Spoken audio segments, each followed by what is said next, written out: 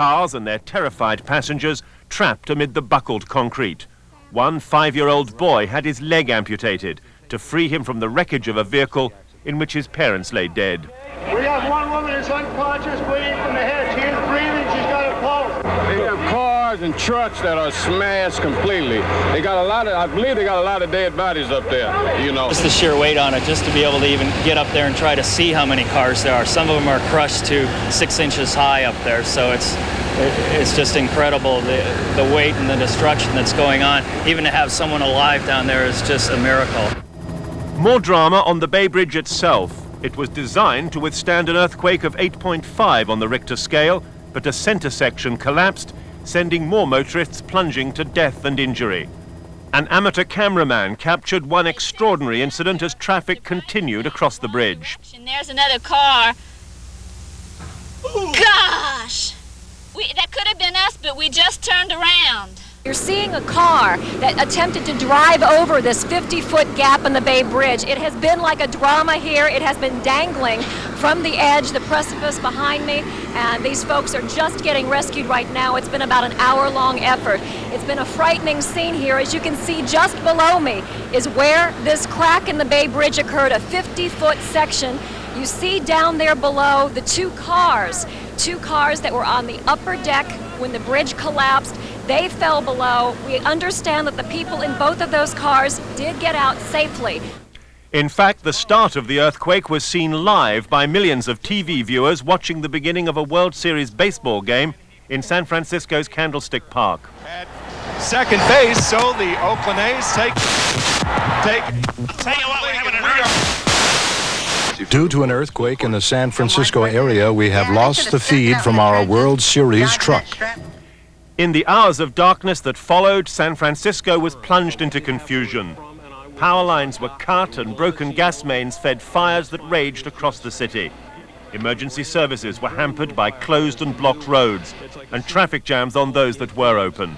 Let me tell you this now, people are pouring water on themselves. The heat is so intense that you can't stand for more than a minute or so in the vicinity of the fire because the waves of heat are just rolling over people, including firefighters.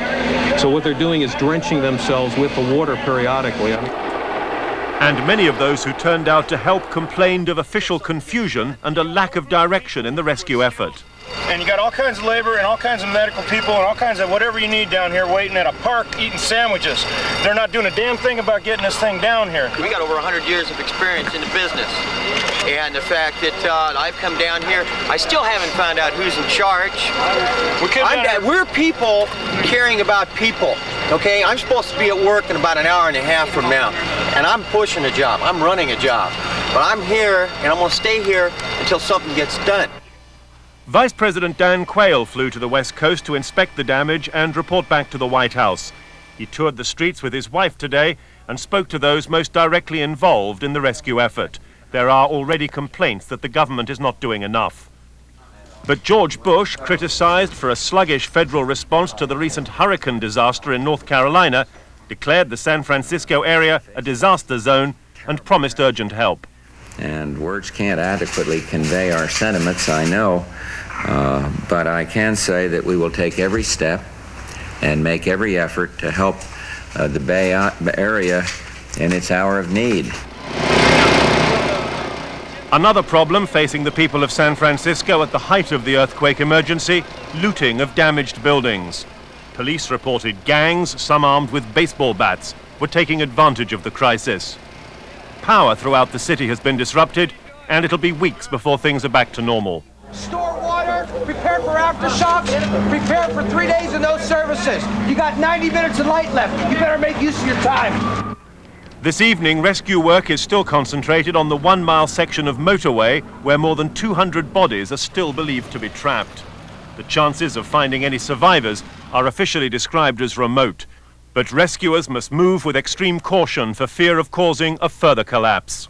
There's no telling because the upper structure is in many places is laying right down on the lower structure, and then the support members are blocking access. So therefore, you can't get into the lower structure to make those rescues.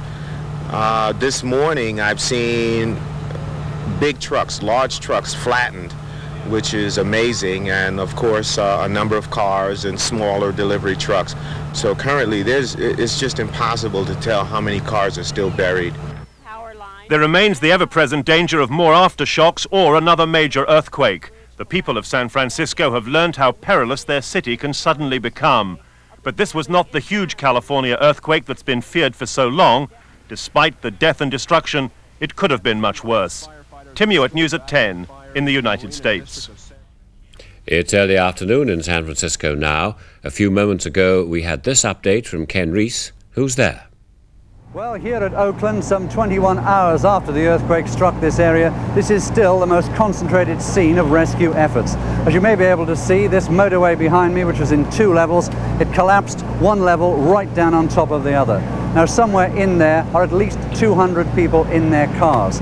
They're digging through the concrete, they're bringing dogs in, but for a long, long time now, there's been no sign of life, but there is still a desperate hope that somebody might be alive.